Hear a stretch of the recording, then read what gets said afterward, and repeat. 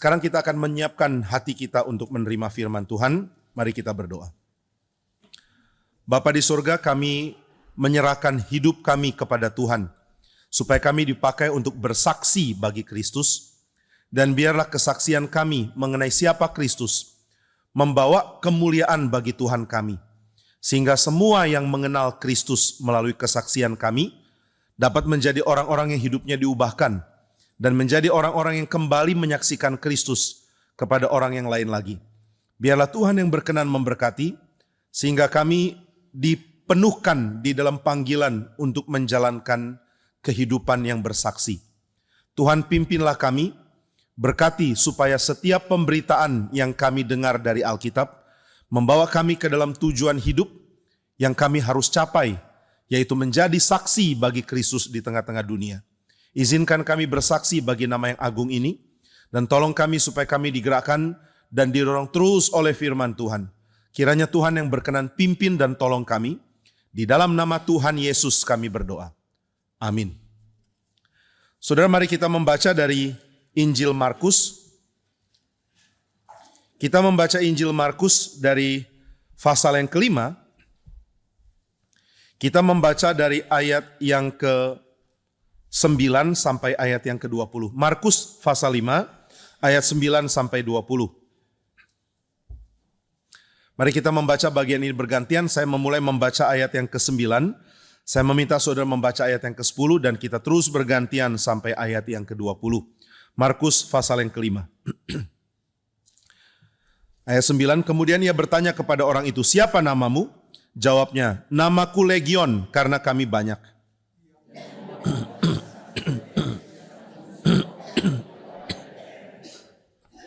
Adalah di sana di lereng bukit, sejumlah besar babi sedang mencari makan.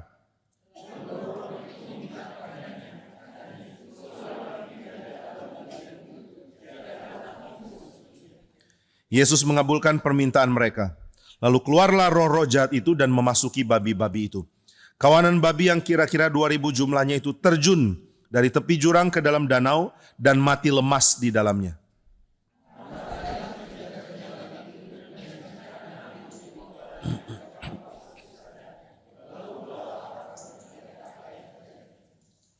Mereka datang kepada Yesus dan melihat orang yang kerasukan itu duduk, sudah berpakaian dan sudah waras. Orang yang tadinya kerasukan legion itu, maka takutlah mereka.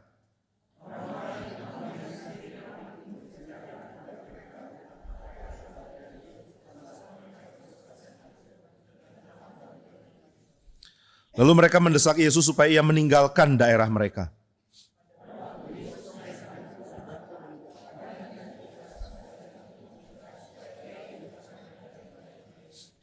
Yesus tidak memperkenankannya, tetapi ia berkata kepada orang itu, "Pulanglah ke rumahmu, kepada orang-orang sekampungmu, dan beritahukanlah kepada mereka segala sesuatu yang telah diperbuat oleh Tuhan atasmu, dan bagaimana ia telah mengasihani engkau."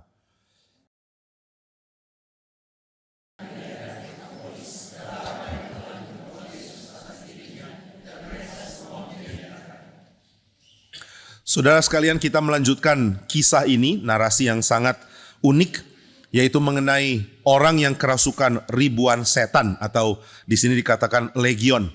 Nah, kalau kita membahas ini di dalam cara pandang dari tradisi atau dari budaya Yahudi, maka kita mengerti bahwa roh-roh jahat yang merasuk orang ini adalah roh-roh jahat yang sudah sangat kehilangan posisinya. Ini merupakan satu poin penting mengenai keberdosaan, baik itu keberdosaan manusia ataupun keberdosaan dari malaikat. Jatuh dalam dosa berarti sudah tidak ada dalam posisi yang original. Sudah tidak ada di dalam kedudukan yang mulia yang tadinya dirancangkan baik untuk manusia maupun untuk malaikat. Nah, ketika manusia jatuh dalam dosa, dia menjadi kacau di dalam posisi. Ketika roh-roh di surga jatuh dalam dosa, ketika para malaikat yang melayani jatuh dalam dosa, para malaikat ini pun jatuh di dalam posisi yang tidak seperti rancangan awal yang sebenarnya mulia. Saudara bisa bayangkan perbandingan di dalam kitab Perjanjian Lama. Malaikat akan memimpin orang Israel berperang. Satu malaikat memimpin satu pasukan Israel, satu orang, untuk bisa mengejar 1.000 orang. Dan dikatakan 1.000 orang akan bisa mengejar puluhan ribu orang.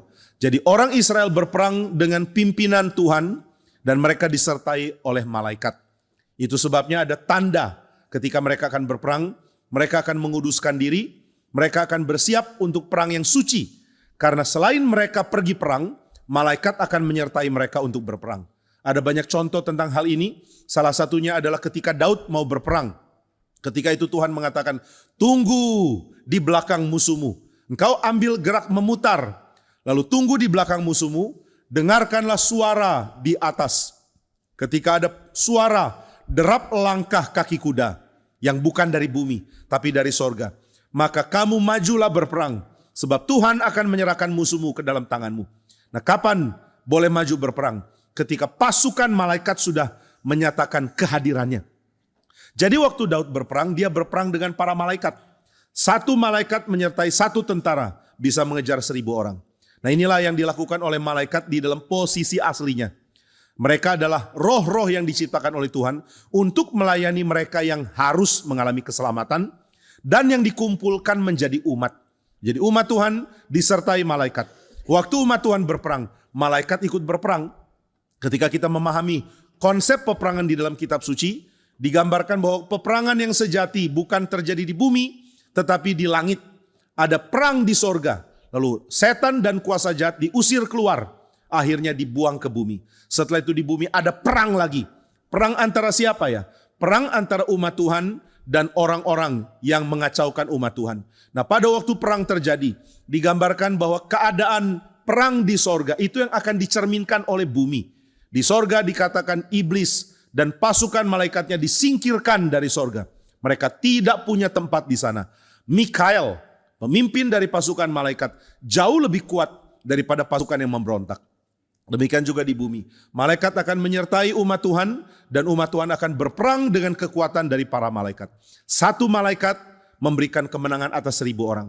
Sekarang ada ribuan malaikat mengacaukan hidup satu orang. Ini sudah sangat-sangat menurun. Satu malaikat bisa menghancurkan 1.000 orang.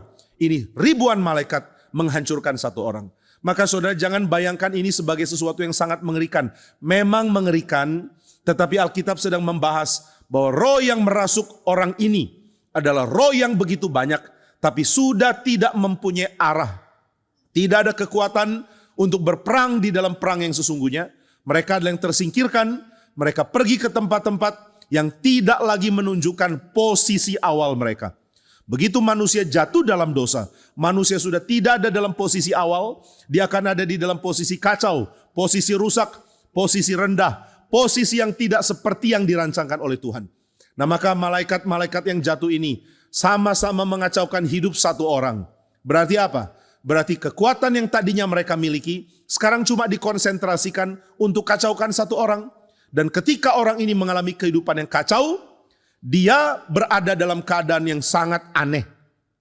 Dia menjadi seperti orang liar yang tidak punya tempat tinggal di tengah masyarakat yang beradab. Dia meninggalkan peradaban kebudayaan, dia tinggal di padang gurun, dia keluyuran di tengah-tengah kuburan, dan dia tidak bisa bersosialisasi dengan siapapun. Dengan kata lain, setelah setan mengacaukan hidup orang ini, dia tidak menikmati berkat yang Tuhan berikan kepada manusia. Di dalam pujian yang tadi dinyanyikan oleh Agur, dikatakan bahwa manusia itu diberikan mulia yang begitu besar, menjadi tuan atas seluruh ciptaan. Seluruh ciptaan menjadi indah dan baik karena Tuhan jadikan.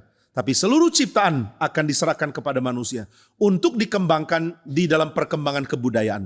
Jadi manusia begitu hormat, di mana manusia ada, alam akan diramu untuk menjadi sesuatu yang indah, menjadi kebudayaan yang dibangunkan oleh Tuhan. Saudara, di dalam tanya jawab di Kapin, Kalimantan Barat kemarin, ada pertanyaan yang dimasukkan untuk ditanyakan ke Pak Stephen Tong. Pak Stephen Tong kata pertanyaan itu, bagaimana caranya melihat kebudayaan dihancurkan? Karena kebudayaan sudah melawan Tuhan dan Tuhan akan menghancurkan kebudayaan. Masih perlukah kita hidup berbudaya? Pak Tong menjawab dengan mengatakan kebudayaan bukan milik setan. Kebudayaan itu digerakkan oleh Tuhan lewat manusia untuk menjadi sesuatu yang baik. Maka yang baik jangan berikan ke setan. Kebudayaan itu baik. Tuhan akan berikan kebudayaan yang limpah oleh karena manusia hidup di tempat di mana mereka hidup. Di mana manusia hidup, alam akan diubah menjadi makin baik. Nah saudara, semua makhluk di dalam hidupnya di dunia mempunyai porsi masing-masing untuk membuat alam menjadi stabil dan teratur. Jika ada satu jenis binatang, dia ada di tempatnya yang sejati. Dia akan membuat seimbang keadaan di situ. Kalau ada makhluk atau binatang yang menjadi pemburu, karnivora, yang memburu binatang lain, dia harus ada di wilayah di mana dia ada, supaya ada keseimbangan ekosistem. Begitu pemburu hilang, maka yang diburu menjadi sangat banyak, dan ekosistem menjadi kacau. Nah itu sebabnya, di dalam melihat alam, kita melihat semua makhluk punya posisi masing-masing, untuk membuat stabil alam ciptaan yang ada. Tapi manusia itu unik. Kehadiran manusia bukan hanya membuat stabil, tapi kehadiran manusia memajukan kondisi menjadi makin limpah. Kalau saudara mengatakan, kayaknya kondisi yang paling baik itu kondisi alami. Alam itu paling baik. Saya akan mengatakan manusia tidak dimaksudkan untuk berpartisipasi di dalam alam tanpa mengubah alam. Memang inilah panggilan manusia. Manusia bukan makhluk yang bisa bersatu dengan alam tanpa mengubahnya untuk cocok dengan dirinya. Manusia tidak bisa hidup di suhu yang terlalu dingin, maka manusia membuat pakaian lebih tebal. Bahkan kemudian bisa membuat suhu udara lebih hangat dengan adanya pemanas. Manusia mengubah kondisi alam dan akhirnya membuat kebudayaan. Kadang-kadang kita menjadi terpengaruh dengan ajaran naturalis yang sebenarnya bukan dari Alkitab. Yang paling baik bagi manusia adalah hal yang alami. Sebab produk dari kebudayaan itu semua buruk. Ini tidak benar. Sebelum muncul antibiotik yang adalah hasil dari dunia farmasi, manusia dengan gampang mati hanya karena terluka dengan luka ringan. Teriris, lalu infeksi. Sudah infeksi, pakai bahan-bahan alami nggak cukup. Infeksinya makin menyebar, dan akhirnya orang mati. Sampai akhirnya ditemukan penisilin. Ditemukan bahwa ternyata ada jenis jamur yang bisa menghambat bahkan mematikan perkembangan bakteri. Wah kalau begitu, bisakah ini dipakai untuk menolong manusia? Dicobalah percobaan.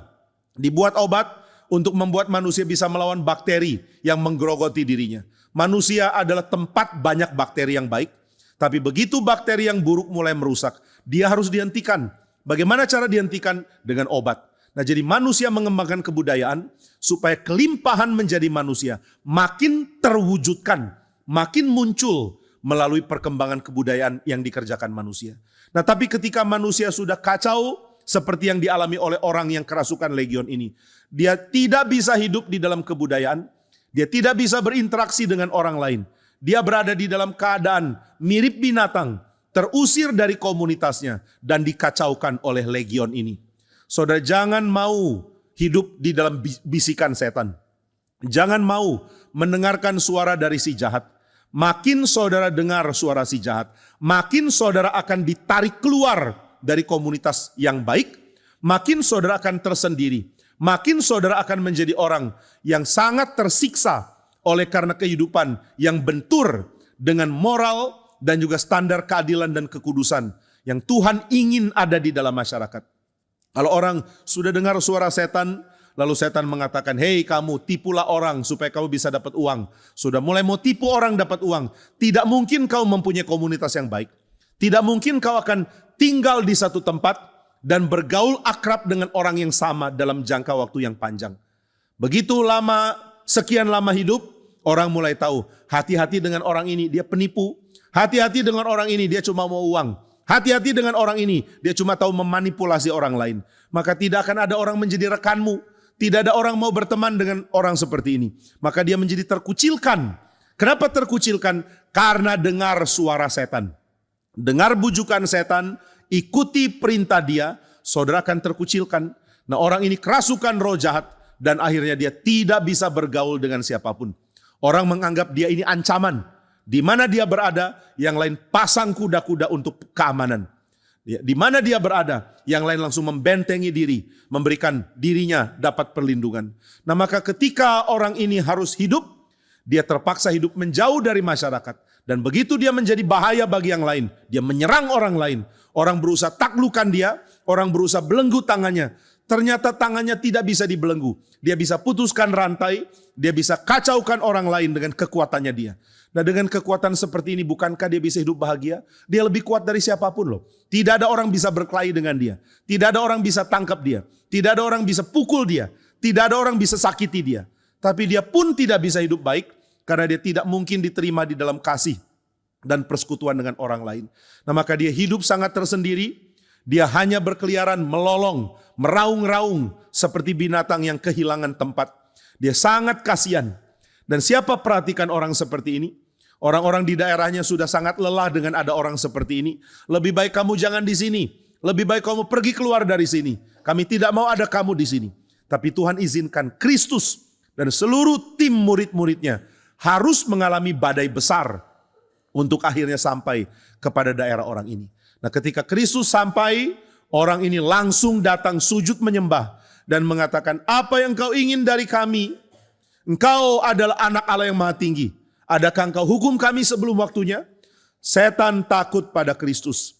Setan juga takut pada orang-orang yang membawa nama Kristus. Saudara tidak boleh takut kepada setan. Tapi jangan cuma tidak takut setan. Juga hati-hati terhadap tipu dayanya. Karena setan menunjukkan diri sebagai setan, jangan takut.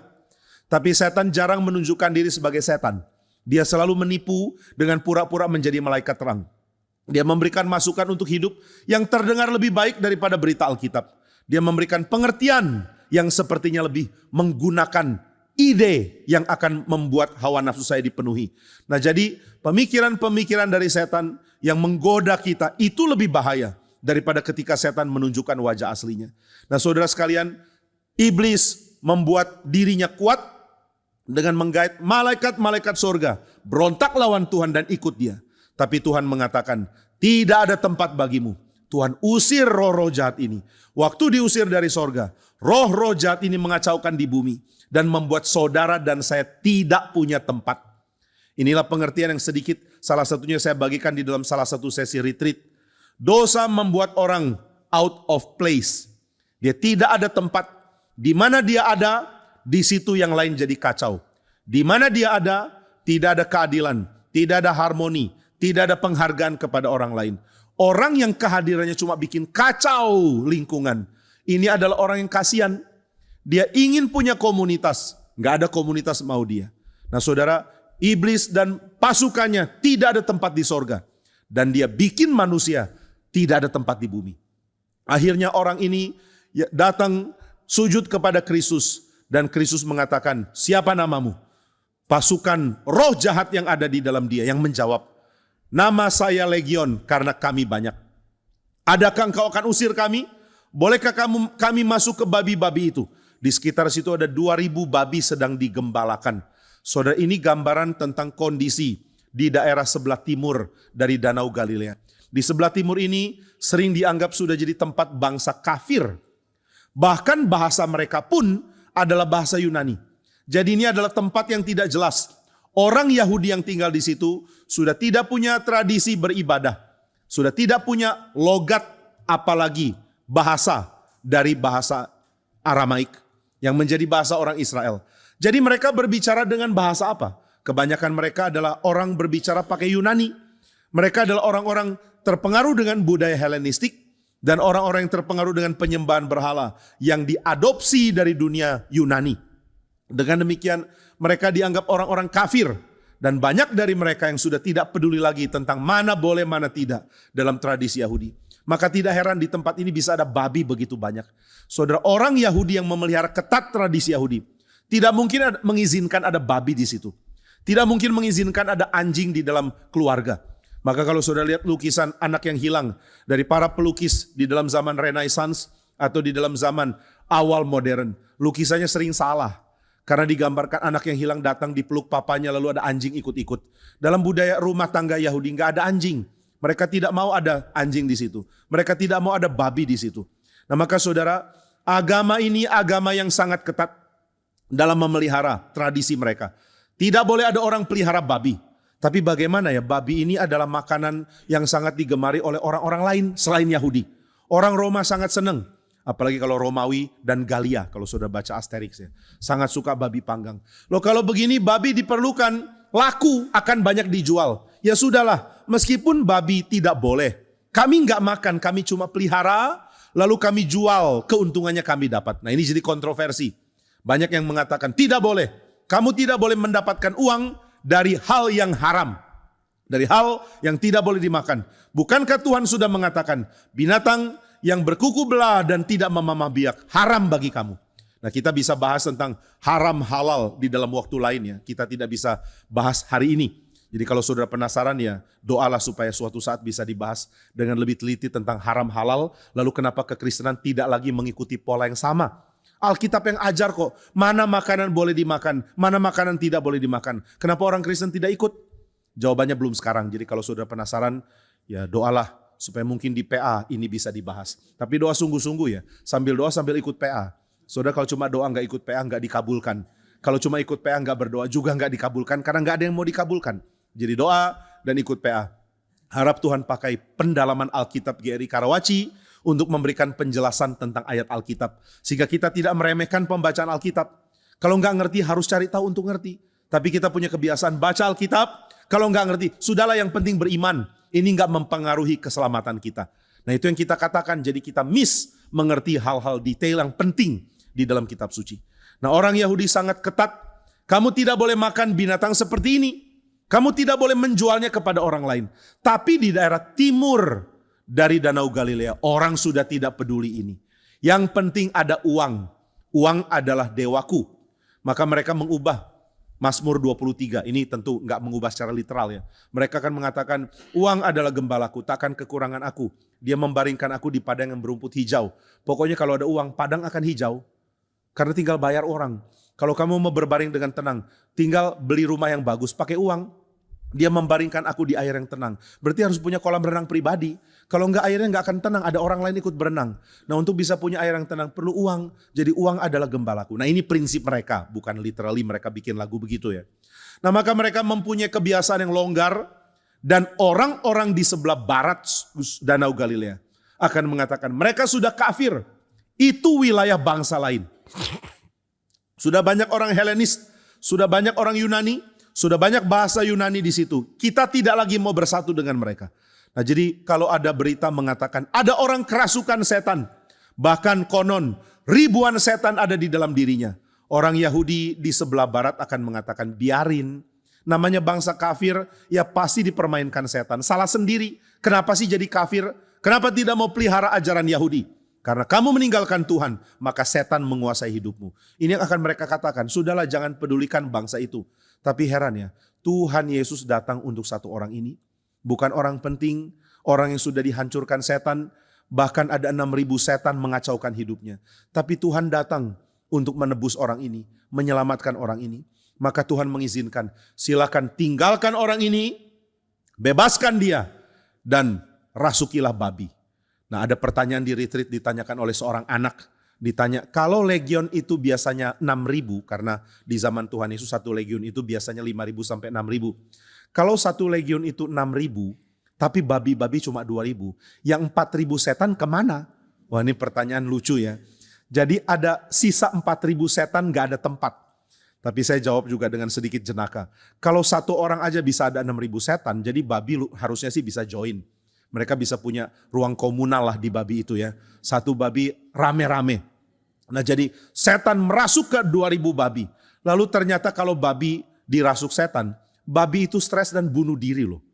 Jadi babi-babi itu langsung terjun dari jurang dan mati di danau. Waduh ini mengotorin danau. Nah babi-babi ini lari kemudian semuanya mati. Begitu gembala pemilik babi lihat yang mati 2.000 babi. Satu babi harganya berapa? Kali 2, kali 1.000. Ini bikin aku bangkrut bukan main. Maka mulai ada salah-salahan. Kenapa babi-babi bertindak gila seperti ini? Gak tahu, oh gara-gara orang ini. Dari mana kamu? Dari seberang Danau Galilea. Siapa namamu? Itu namanya Yesus, dia katanya guru, rabi. Dia pemimpin orang Yahudi. Wah kamu bikin kacau daerah kami ya. Kenapa bikin kacau? Karena kamu bikin 2.000 babi mati. Tapi mereka tidak lihat Yesus bikin satu orang bebas. Satu orang bebas, mereka nggak peduli. 2.000 babi mati, mereka hitung. Saudara bagaimana dengan kita ya? Kita senang kalau ada satu orang bebas meskipun pakai biaya 2.000 babi. Saya nggak tahu satu ekor babi pasarannya berapa sekarang. Coba kali 2.000. Saudara rela tidak sih ada satu orang selamat dengan biaya sedemikian besar? Kita akan mengatakan jangan boros-boros dong. Keselamatan bisa pakai traktat murah kan? Kasih aja traktat yang harganya 5 ribuan. Jangan sampai 2.000 babi mati. Nah orang-orang ini semua protes. Jangan ada di daerah kami. Jangan-jangan kamu bebaskan orang lain yang kerasukan. Lalu kami harus kehilangan 2.000 babi lagi. Nanti kalau babi kami hilang terus kami bangkrut. Lebih baik biarin orang kerasukan tetap kerasukan. Orang binasa tetap binasa. Orang jahat tetap jahat. Tapi babi kami aman. Mereka lebih pilih babinya aman daripada orang lain aman. Mereka cinta babi lebih daripada cinta manusia. Cinta uang lebih daripada cinta jiwa lain. Nah maka saudara mereka punya budaya rusak. Bukan karena mereka jadi Yunani. Tapi karena mereka tidak mendengarkan seruan moral yang Tuhan berikan ke dalam hati manusia. Mereka tidak mengatakan satu orang dibebaskan. Puji Tuhan, 2.000 babi mati nggak apa-apa. Kami bisa cari uang di tempat lain. Saudara Pak Stephen Tong seringkali mengatakan kalimat yang saya pikir penting untuk kita pegang baik-baik. Pak Tong mengatakan uang bisa dicari. Waktu dan momen tidak bisa. Kalau ada waktu untuk sesuatu, dia tidak akan balik lagi. Waktu Tuhan, kairos, itu tidak mungkin berdasarkan aturan dan agenda kita. Jika Tuhan memberikan kesempatan, kesempatan tidak bisa datang 2 kali. Kesempatan lebih penting dari uang. Kesempatan lebih penting dari harta. Uang bisa dicari, tapi ada hal-hal yang tidak mungkin dicari. Ini jadi iklan dari perusahaan kartu kredit berapa 10 tahun yang lalu atau 20 tahun yang lalu ya. Untuk semua hal yang tidak bisa dibeli dengan uang. Engkau nggak mungkin pakai uang untuk membelinya. Tapi untuk yang lain, pakai kartu kredit ini. Gitu ya. Jadi, there are things money cannot buy. But for other things, pakai kartu kredit ini. Nah saudara, ada yang tidak bisa dibeli dengan uang. Jangan hitung itu dengan uang. Seorang filsuf Jerman yang sangat banyak berbicara tentang uang, namanya Georg Simmel. Dia menulis buku tebal judulnya Philosophy of Money. Nah meskipun buku ini sangat banyak posisi, pengertian, sudut pandang, tapi ada satu hal menarik dari buku ini. Dia mengatakan ya, Georg Simmel mengatakan bahwa manusia itu sudah salah karena menggunakan uang dengan cara komodifikasi. Komodifikasi itu apa? Menjadikan semua jadi komoditas. Komoditas artinya apa? Artinya bisa dinilai dengan uang. Nggak ada hal bisa dinilai dengan uang. Uang itu hanya membeli jarak menurut Simmel. Jadi kalau saudara beli sesuatu, itu bukan nilai dari barang yang saudara beli. Saudara beli sebuah mobil, mobil harganya berapa? Misalnya, saudara beli mobil 200 juta. Apakah mobil itu harganya 200 juta? Kalau dihitung-hitung, bukan. Mobil bisa ada karena ada orang menemukan sesuatu dengan ilmu pengetahuan tinggi yang dia punya. Ilmu pengetahuan tinggi dan juga penerobosan penemuan ini tidak bisa dibeli dengan uang. Orang pertama yang menemukan combustion engine. Orang pertama menemukan bagaimana membuat mesin ini bisa dimanipulasi, bisa dikemudikan dari tempat duduk pakai setir dan pakai pedal. Ini orang punya ide. Ide nggak bisa dibayar dengan uang. Bisakah saudara beli orang pintar? Nggak bisa. Bisakah saudara bayar orang untuk jadi pintar? Nggak bisa. Orang sudah punya kecerdikan, sudah punya jiwa mau cari tahu, mempunyai jiwa penemuan. Ini tidak bisa dibayar dengan uang. Satu kali ada satu orang kaya sekali. Dia sangat senang untuk pelayanan di gereja, tapi dia kaya bukan main. Dia orang Batak ya. Dia kumpulkan pendeta-pendeta dari gereja di Batak. Lalu waktu itu ada Pak Stephen Tong. Dia mengatakan, kamu pendeta-pendeta, kenapa khotbahnya nggak seperti Pak Stephen Tong? Wah pendeta-pendeta cuma senyum-senyum dalam hati, enak aja. Kok banding-bandingkan kami? Lalu orang ini mengatakan, saya akan siapkan dana. Seluruh pendeta kuliah di Eropa sampai doktor. Saya bayar semuanya pakai uang. Waktu pulang harus sehebat Pak Stephen Tong. Waduh, mana bisa begitu ya? Pak Stephen Tong gak pernah kuliah di luar negeri kok. Pokoknya gak peduli, uang berapa? Pokoknya harus jadi Stephen Tong. Wah kalau benar bisa begitu ya semua bisa dibayar kalau begitu. Kalau ada orang mengatakan, wah nanti kalau Pak Stephen Tong sudah gak ada bagaimana? Gampang tinggal suruh orang kuliah, nanti dapat gelar doktor, pulang sudah sehebat Pak Stephen Tong. Gak bisa. Saya pakai uang, gak bisa. Saya bayar 1 miliar per orang, gak bisa. 10 miliar per orang, mau kasih 500 triliun per orang pun, orang ini gak akan jadi Stephen Tong. Kok gak bisa? Gak bisa. Uang tidak bisa lakukan ini. Nah maka saudara, kalau saudara mengatakan uang sama dengan benda yang saya beli. Salah. Uang tidak bisa disamakan. Lalu uang itu apa? Uang itu untuk membeli jarak. Jarak maksudnya apa? Jarak antara saudara dan barang yang saudara beli. Kenapa mobil harganya 200 juta? Karena 200 juta itu biaya jarak. Jarak apa ya? Jarak supaya kendaraan itu bisa di tangan saudara. Jaraknya berarti ada perebutan dengan orang lain.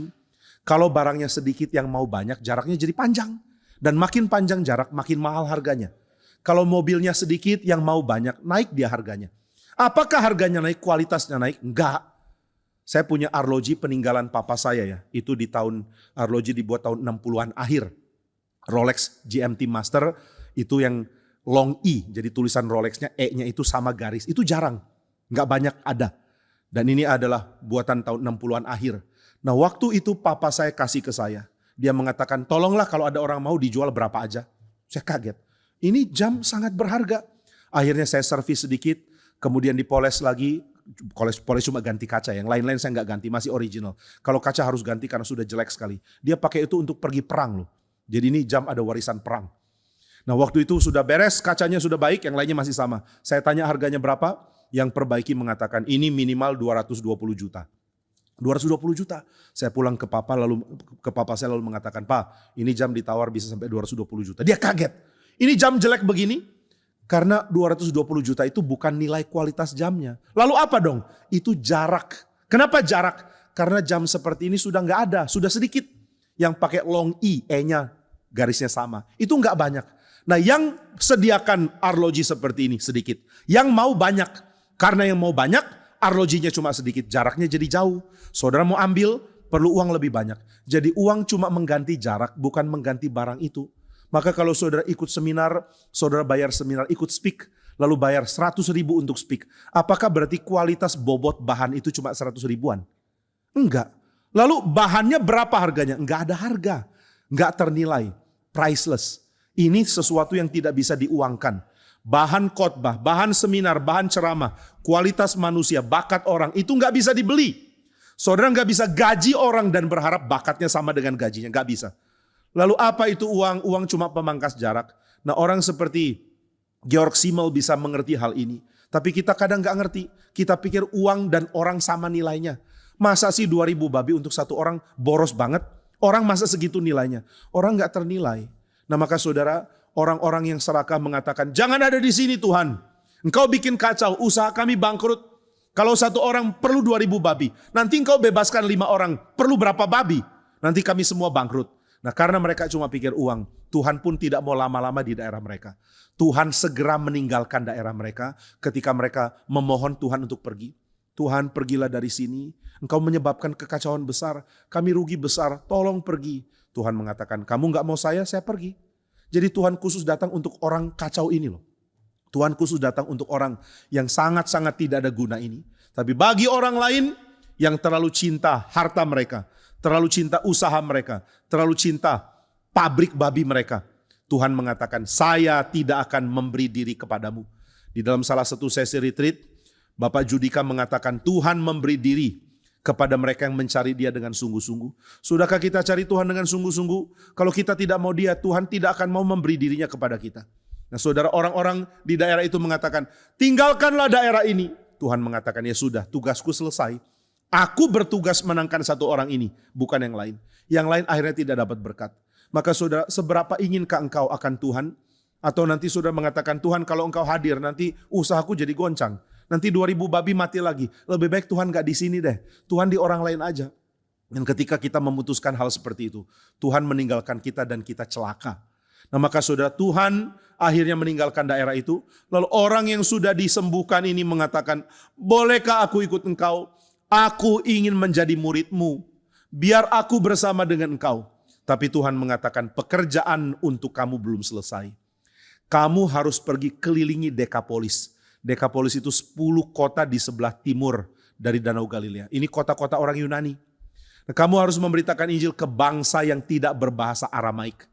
Ini adalah misionaris pertama yang diutus Tuhan Yesus ke bangsa lain. Belum pernah ada orang diutus ke bangsa lain. Dia orang pertama. Siapa namanya kita nggak tahu. Dulu namanya Legion karena kerasukan banyak setan. Setelah setan-setan itu pergi, tidak dicatat namanya. Dia adalah seorang pahlawan iman yang sangat penting, tapi yang dilupakan oleh sejarah. Saudara, banyak orang ingin pekerjaannya diingat oleh sejarah. Tapi yang jauh lebih penting bukan diingat oleh sejarah, melainkan diingat oleh Tuhan. Nah, orang ini diingat oleh Tuhan, Tuhan mengutus dia. Tuhan mengatakan, engkau harus memberitakan kepada orang lain apa yang aku kerjakan padamu. Nah, ini namanya penginjilan. Saya sangat mendorong saudara untuk mengerti teknik penginjilan yang terbaik. Apa itu teknik penginjilan yang terbaik? Teknik penginjilan yang terbaik untuk engkau adalah menceritakan pertobatanmu terima Yesus. Gak ada yang lebih kuat dari itu. Karena saudara akan menceritakan pengalaman saudara menjadi milik Yesus. Saya tidak percaya dengan metode penginjilan apapun. Bagi saya metode penginjilan membuat orang menjadi sangat-sangat kaku. Menghafal, kemudian mengulangi hafalan, itu tidak ada kuasa. Saudara cuma menghafal lalu keluarkan hafalan, gak ada emosi, gak ada sentuhan eksistensial. Itu penginjilan paling dangkal. Maka kalau ada orang mengatakan, ayo kita belajar metode penginjilan, gak perlu. Gak ada keperluan belajar metode penginjilan. Aku belum belajar metode penginjilan, aku gak bisa penginjilan, omong kosong. Orang-orang yang mengatakan mesti ada pelatihan penginjilan, itu orang gak ngerti bahwa penginjilan adalah hak dari semua orang percaya. Bagaimana cara ngomongnya? Bicarakan apa yang Tuhan kerjakan padamu. Saudara bicara, saya tadinya orang yang serakah, cinta uang atau apapun dosa saudara. Saya tadinya berasal dari keluarga rusak, saya juga merusak banyak orang. Tapi kemudian Tuhan mengubah saya. Ini penginjilan paling kuat. Gak perlu metode-metodaan. Metode terkuat adalah metode yang sudah terbukti memenangkan engkau. Yaitu cara Tuhan melahirbarukan kamu. Engkau lahir baru dengan cara apa? Bagikan cara itu seumur hidupmu. Itulah metode penginjilan yang Tuhan percayakan untuk mulutmu. Saudara gak usah pakai metodenya orang lain. Orang lain bertobat cara apa? Itu bagian mereka. Engkau bertobat dengan cara, itu caramu. Engkau bertobat dengan cara bagaimana? Itulah yang engkau tuturkan kepada orang lain. Kadang-kadang kita ngeri. Bagaimana dengan berapologetika? Bagaimana untuk memenangkan sebuah suku? Itu tugasnya para misionaris. Misionaris harus belajar cara penginjilan budaya. Mereka mesti belajar bagaimana mengadopsi konsep Injil dengan kebudayaan yang sangat-sangat biblikal untuk diberitakan kepada orang dengan kebudayaan kafir. Itu tugas misionaris.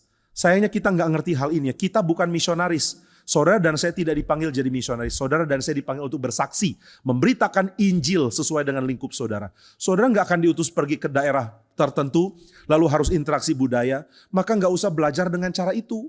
Saudara tidak perlu menjadi orang dengan lulusan sarjana tertentu atau master tertentu atau doktor tertentu di dalam bidang teologi untuk menjadi penginjil. Enggak, beritakanlah Injil. Maka Tuhan mengatakan kepada orang ini, pergilah ke Dekapolis, pergilah ke daerahmu, kelilingilah daerahmu, dan kasih tahu kepada mereka apa yang aku kerjakan bagimu. Jadi dia pergi penginjilan, beritanya apa? Satu, beritanya adalah saya tadinya kerasukan 6.000 setan. Waduh, ini kekuatan dia ya. Saudara kalau ikut-ikutan cara ini ya palsu. Saya nggak pernah kerasukan. Gimana dong? Ya nggak bisa pakai cara ini. Tapi orang ini pernah diganggu 6.000 setan, semua orang langsung buka telinga. Masa sih? Iya. Gimana rasanya? Rasanya seperti bukan manusia. Saya dibenci banyak orang, saya diusir dari kebudayaan, saya mengganggu mereka, saya cuma bikin susah hidup orang. Loh, orang mulai pikir, saya nggak kerasukan setan, tapi saya juga bikin susah hidup orang. Sama dong kita ya. Lalu apa yang terjadi? Tuhanku membebaskan aku. Ini kalimat Injil yang kuat. Tuhanku membebaskan aku. Bagaimana kalau orang nggak mau percaya? Ya sudah, bagaimana? Aku bersaksi kok. Bagaimana kalau dituduh? Ini namanya kristenisasi. Saudara mengatakan, masa kristenisasi? Cerita pengalaman kok. Aku cuma cerita pengalaman, kalau dia jadi Kristen ya puji Tuhan, kalau enggak juga enggak apa-apa.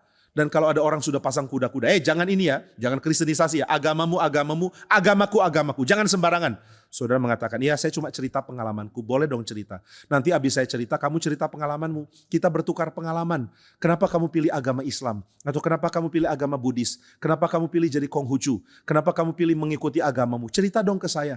Aku ingin tahu mengapa engkau menjadi orang beragama yang engkau anut. Tapi setelah engkau cerita, aku juga boleh cerita. Aku mau cerita kenapa aku jadi Kristen. Why am I a Christian? Mengapa aku jadi Kristen?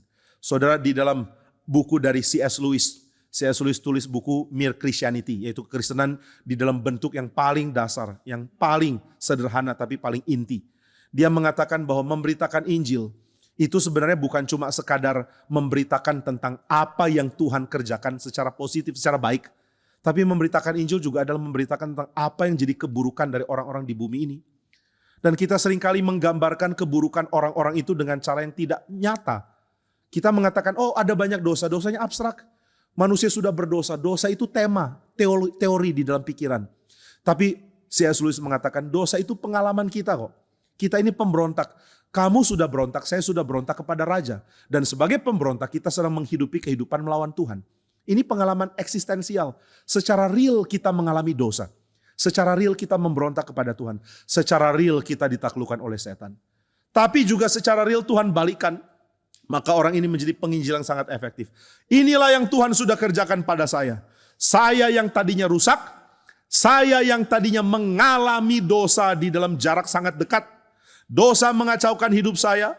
Dosa merubah saya. Dosa mengkacaukan orang lain oleh karena saya. Tapi begitu Tuhan mengatakan, enyalah setan. Setan langsung pergi. Saudara bisa saksikan ini. Waktu Tuhan memutuskan mau mempertobatkan saya, setan langsung pergi. Tidak ada lagi kuasa bisa menguasai saya. Saya dibebaskan oleh darah Yesus. Tidak ada yang lebih kuat dari dia untuk memenangkan saya. Maka saya menjadi miliknya sampai selama-lamanya. Belajarlah bersaksi. Saudara kalau mau jadi anggota di gereja ini, akan kita tanyakan tentang kesaksian pertobatan juga jika saudara adalah orang yang sudah dibaptis atau sudah Kristen. Nah maka saudara, kita mesti tahu apa yang Tuhan kerjakan pada kita. Kemudian bagikan itu dengan bebas, dengan limpah, dan dengan hati, bukan cuma dengan teori. Nah orang ini keliling di Dekapolis, dia terus beritakan tentang Yesus. Dan dia menjadi misionaris pertama yang Tuhan utus untuk memberitakan Injil ke orang berbahasa Yunani. Sebelum Petrus pergi, orang ini sudah pergi. Sebelum Paulus dipanggil Tuhan, orang ini sudah pergi. Sebelum ada Barnabas, anak penghiburan itu memberitakan Injil. Orang ini sudah memberitakan Injil. Sebelum Yakobus dan Yohanes diutus, orang ini sudah lebih dulu diutus. Kenapa dia bisa diutus? Karena dia mengalami pembebasan yang paling besar di dalam hidup manusia dan di dalam hidup dia. Dibebaskan dari roh jahat. Nah maka saudara di sini kita bisa belajar pembalikan yang indah yang Tuhan berikan di dalam kisah Injil. Pembalikan apa ya? Pembalikan dari pekerjaan setan adalah waktu setan sudah dikalahkan. Pekerjaannya akan dibalik menjadi hal yang baik. Tuhan tidak pernah tidak menggunakan efek dari dosa. Sudah pernah berdosa? Sudah. Kalau begitu Tuhan akan pakai engkau untuk membalikkan efek dosa. Di dalam cara apakah engkau sudah berdosa? Dengan cara membalikan efek dosa yang sudah saya lakukan, saya akan membinasakan pekerjaan setan. Jadi saudara, bagaimana pekerjaan setan dibinasakan? Dengan kita membalikan apa yang dia sudah kerjakan pada kita. Ini cara sangat efektif. Begitu banyak orang bisa memenangkan orang yang narkoba karena dia dulu pernah narkoba. Begitu banyak orang bisa menangkan anak muda karena dulu dia anak muda yang kacau. Begitu banyak orang bisa menangkan orang dengan pikiran yang salah karena dulu pikiran dia salah. Pak Stephen Tong ketika muda dipengaruhi oleh ateisme, dipengaruhi oleh komunisme, dipengaruhi oleh segala sistem pemikiran yang melawan Tuhan. Lalu setelah dia kembali ke Tuhan, dia mau perangi cara berpikir yang salah untuk dikembalikan kepada firman. Inilah namanya mengalahkan pekerjaan setan. Maka saudara, Injil ada pada orang Kristen di dalam 3 tahap. Tahap pertama, Injil membebaskan saya. Saudara, kalau Injil sudah membebaskan saudara, maka saudara mengalami keadaan yang sangat penting. Saya diselamatkan oleh Tuhan. Nah ada yang mengatakan, Pak saya nggak tahu momen keselamatan saya. Kayaknya saya kurang tahu momen itu loh. Saudara mungkin kurang tahu momen spesifik. Tapi saudara harus tahu pilihan saudara untuk beriman kepada Kristus. Itu harus pernah terjadi di dalam hidup. Apakah saya mesti maju di KKR? Mesti terima Tuhan dengan naik ke atas panggung, menerima panggilan? Bukan. Lalu di mana saya bisa mengetahui titik pertobatan? Ketika pikiran saudara mulai berubah. Coba deteksi ini ya. Ada yang pertobatannya jelas sekali, sampai tanggalnya jelas. Saya orang yang pertobatannya jelas karena momen itu, momen saya lihat mama saya nangis dengan air mata banyak sekali. Itu momen saya ingat, saya ketakutan, saya berdoa sama Tuhan minta ampun, dan besoknya saya tahu Tuhan mengampuni saya. Maka saya ingat tanggal itu baik-baik. Tapi nggak semua punya pengalaman ini kan. Ada yang mungkin mamanya tiap hari nangis, jadi bingung ini tanggal berapa mama nangis untuk pertobatan saya. Dia tiap hari kok nangis. Ada yang mungkin gak pernah ditangisi sama sekali. Ada yang dari lahir hidupnya sepertinya stabil. Gak ada goncangan apapun. Dosanya juga dosa-dosa biasa. Tapi saudara akan ada momen dalam kehidupan saudara di mana saudara sadar saudara dicintai oleh Tuhan Yesus. Itu momen perlu dieksploitasi, perlu direnungkan, perlu dipikirkan, bahkan perlu ditulis ulang kalau perlu. Saudara mesti menulis ulang kesadaran saudara bahwa saudara dicintai oleh Tuhan Yesus. Inilah momen di mana saudara mengatakan, aku milik Tuhan, bukan milik si jahat. Inilah kuasa Injil. Kuasa Injil mengalahkan setan di dalam dirimu.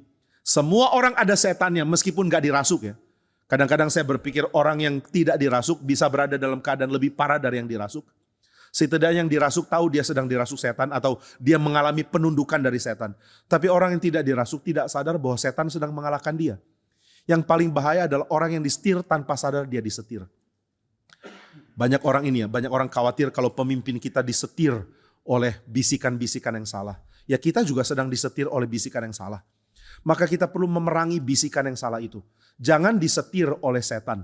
Oh saya nggak pernah kerasukan. Iya tapi kamu terus disetir oleh setan. Jangan mau. Nah saudara, hal pertama yang dilakukan Injil, Injil membebaskan saya dari setan. Bukan cuma membebaskan saya dari dosaku, tapi membebaskan saya dari si iblis. Iblis tidak bisa melakukan apapun untuk membuat saudara menjadi musuh Tuhan. Gak bisa lagi. Sekali engkau milik Tuhan, iblis tidak bisa mengklaim nyawamu. Tidak bisa mengklaim engkau untuk dimusuhi Tuhan. Tuhan akan mengatakan, ini adalah anakku yang kukasihi karena dia ada di dalam anak tunggalku, yaitu Kristus.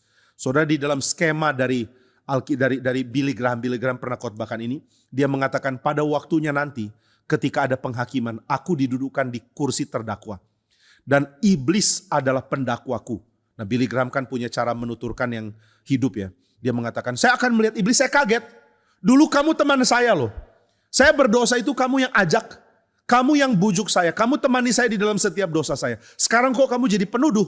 Tiba-tiba dia jadi jaksa. Yang mengatakan, orang ini sudah berdosa. Sudah pernah nyolong. Sudah pernah menipu, sudah pernah tidak setia, sudah pernah melakukan kejahatan ini, sudah pernah melakukan kejahatan itu. Dan Billy Graham kaget. Loh saya lakukan itu semua dibujuk oleh kamu. Sekarang kenapa kamu jadi jahat begini? Tapi iblis akan mengatakan, memang ini tujuan saya. Saya bikin kamu berdosa supaya saya hantam di hadapan tahta Tuhan.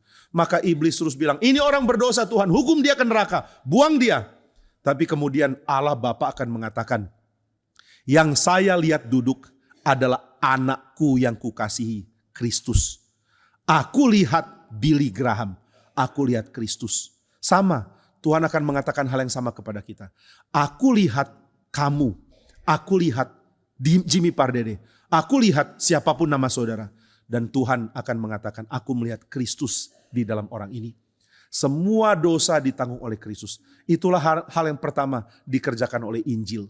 Tapi ada hal kedua. Injil mengerjakan apa? Injil mengerjakan pembentukan untuk perubahan. Injil menjadi modal untuk kita bisa dibentuk.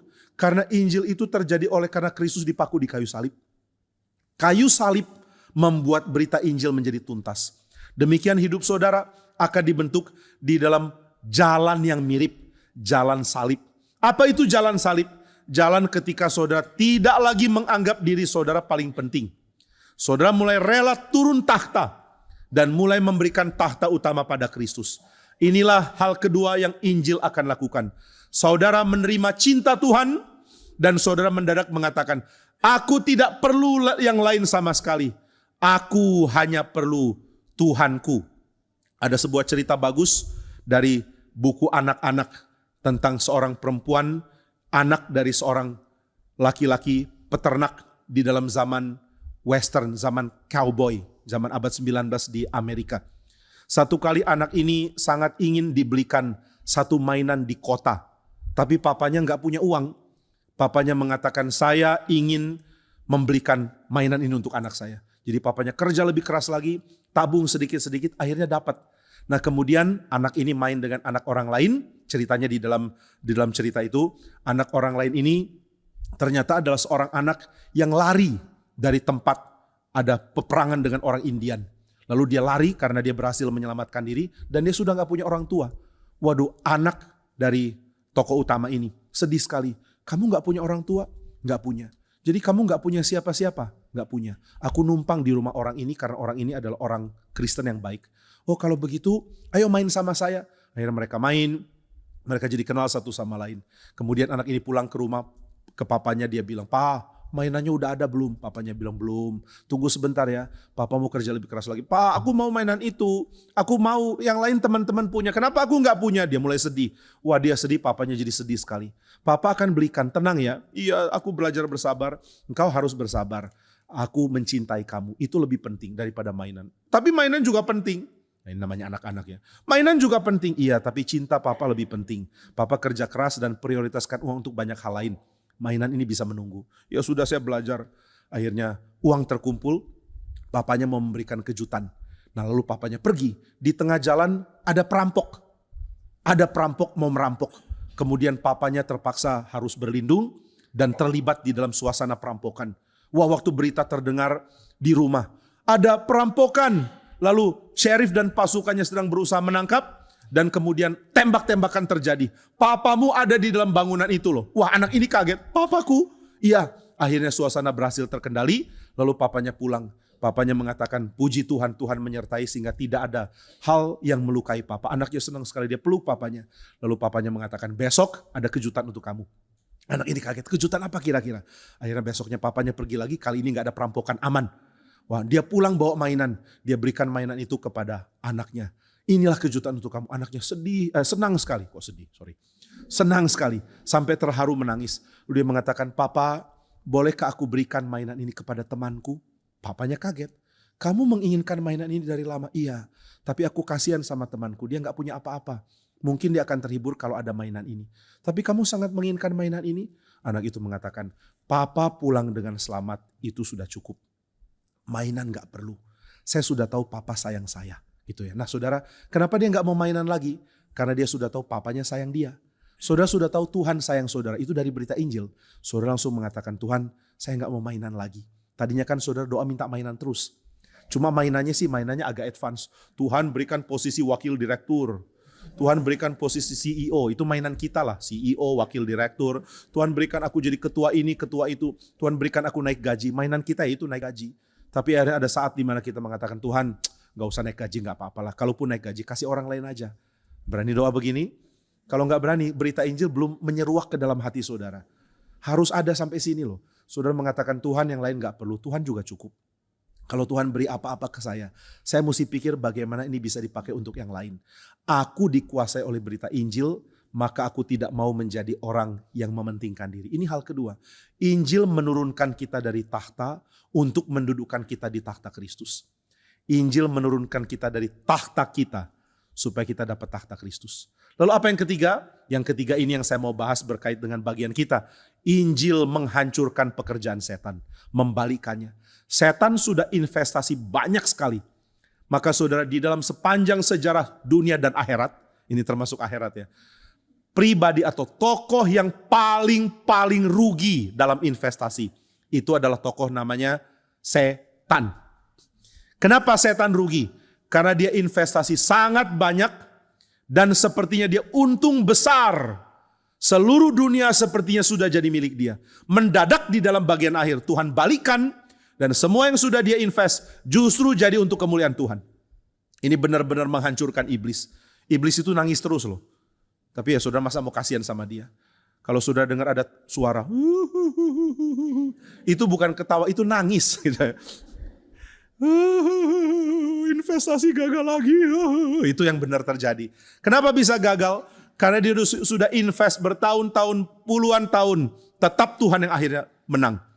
Saudara bayangkan ya, ada orang jahat dipakai untuk jadi penjual manusia.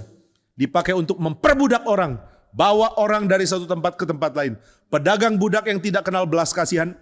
Pedagang budak yang sudah dibimbing oleh setan.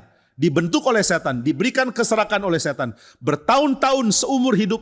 Orang ini dibentuk untuk jadi serakah. Untuk jadi jahat. Untuk jadi orang yang menggunakan orang lain demi keuntungan pribadi. Ini orang begitu jahat hasil kerja keras setan. Mendadak Injil diberitakan ke dia, dia berubah, dia bertobat. Langsung dia menyerahkan diri jadi milik Tuhan. Dia serahkan usaha menjual budaknya, dia lepas. Dan dia menjadi penulis lagu himne Kristen. Salah satu yang paling banyak menjadi berkat. Jadi saudara, iblis gigit jari. Aku sudah puluhan tahun invest untuk orang ini. Mendadak satu hari orang ini dengar Injil. Tiba-tiba dia jadi milik Tuhan. Wah, dia dengan marah lihat ke surga dan mengatakan, ini ya. kamu ya gitu. Dia gak berani bilang langsung. Kamu ini ya, saya sudah puluhan tahun invest, kok kamu yang dapat? Tuhan mengatakan karena aku lebih cerdik dari kamu. Jadi saudara, Injil akan membalikan semua kekacauan yang disebabkan oleh setan. Setan mengacaukan satu orang, 6.000 loh yang kerja. Bayangkan 6.000 setan rame-rame kerjain satu orang. Ini tim besar sekali. Ini panitianya juga lebih parah daripada panitia retreat kemarin. Ini ketuanya perlu kerja lebih keras daripada Pak Yandi gitu ya. Nah jadi dia kerja keras menghancurkan hidup orang ini. Dan mendadak Tuhan Yesus datang, semua berubah. Investasinya amblas. Mendadak orang ini jadi misionaris untuk membersihkan pekerjaan setan di Dekapolis. Seluruh pekerjaan setan di Dekapolis satu-satu dibatalkan oleh kesaksian orang ini. Aku pernah dirasuk setan dan aku dibebaskan oleh Yesus. Ini aja temanya. Dia nggak tahu berapologetik dengan canggih. Dia nggak mengerti bagaimana Christian worldview dibagikan. Dia cuma tahu, aku pernah dirasuk setan dan Yesus Kristus membebaskan saya. Maka pekerjaan setan amblas jadi nol. Dan pekerjaan Tuhan jadi limpah dan mulia. Mari percaya Injil dan mari hancurkan pekerjaan setan. Di mana saudara jatuh, saudara bukan cuma harus bangkit di situ, tapi saudara harus mengikis pekerjaan setan di situ. Jika engkau pernah menjadi orang yang licik di dalam berbisnis, harus bertobat dan menjadikan dirimu orang yang menguduskan kembali bidang bisnis. Sehingga banyak orang bisa dipertobatkan untuk Tuhan. Jika engkau pernah jadi orang liar hidupnya, engkau harus berubah menjadi orang yang baik hidupnya, tertata dengan kekudusan. Dan saudara harus mengalahkan pekerjaan setan di dalam diri banyak orang lain. Jika engkau pernah menjadi orang yang tertekan secara psikologis, menjadi orang yang terganggu jiwanya karena dosa dan karena kekacauan, perbaikilah dirimu dan tolong orang lain yang mengalami hal yang sama. Tolong orang lain yang mengalami kesulitan yang sama. Nah saudara, mari kita lihat pekerjaan setan dihancurkan. Bukan hanya di dalam diri kita, tapi juga di dalam diri orang yang lain. Nah kiranya Tuhan pimpin kita satu persatu menjadi seperti orang yang tadinya kerasukan legion ini. Biarlah kita bisa pergi melayani Tuhan di tempat yang orang lain tidak bisa pergi. Menjangkau orang yang orang lain tidak bisa jangkau. Memberikan kesaksian yang orang lain tidak miliki. Dan menjadi orang yang menghidupi kehidupan yang orang lain tidak mungkin hidupi. Untuk menyaksikan Kristus dan untuk menghancurkan pekerjaan setan di dalam bidang itu. Terpujilah nama Tuhan yang oleh Injilnya menghancurkan pekerjaan si jahat. Mari kita berdoa. Bapa di surga, kami bersyukur sebab Engkau adalah Allah yang mulia. Yang memberikan kepada kami kemenangan demi kemenangan oleh karena Kristus yang menebus kami. Tuhan, kami bersyukur untuk kisah yang kami baca. Karena meskipun ada kerugian besar dari orang-orang yang menggembalakan babi. Namun kami melihat ada berita yang penuh dengan sukacita dari orang-orang yang mempunyai berita Injil yang sejati. Kiranya Tuhan rela tolong kami menjadi orang-orang berkemenangan yang memberitakan Injil yang sejati. Tadinya kami begitu gentar karena kami tidak tahu apa yang harus kami katakan waktu menginjili. Tapi hari ini kami dicelikan bahwa kami perlu bersaksi tentang apa yang kami alami. Ini adalah berita Injil yang tidak mungkin orang lain katakan. Karena orang lain tidak alami apa yang kami alami. Maka biarlah apa yang kami alami di dalam pertobatan kami, di dalam penebusan kami, itu kami saksikan kepada banyak orang. Dan biarlah Tuhan pakai kami untuk menghancurkan pekerjaan si jahat. Di dalam nama Tuhan Yesus kami berdoa. Amin.